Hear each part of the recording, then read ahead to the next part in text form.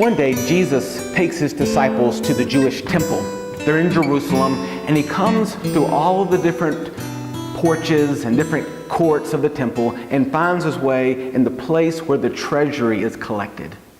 He puts his disciples up against the wall, and he says, let's just sit here and watch and see what happens. We don't know how long they waited. Maybe it was 15 minutes. Maybe it was 2 hours. But for that amount of time, they're watching all of these people from various strata of the society come and place their money in these 13 different chests called trumpets. Trumpets because they were small at the top and then got large at the bottom to collect more money.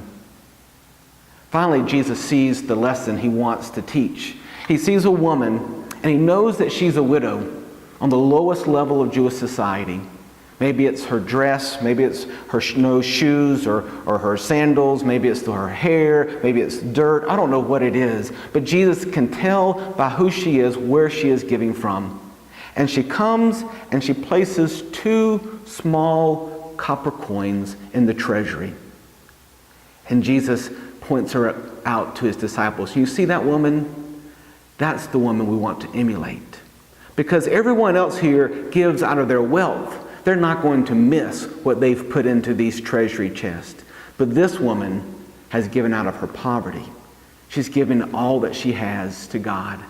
She trusts God with her life.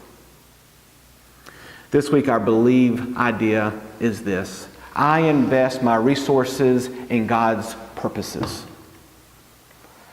Imagine, as we come to worship this week, that Jesus is the one collecting the offering.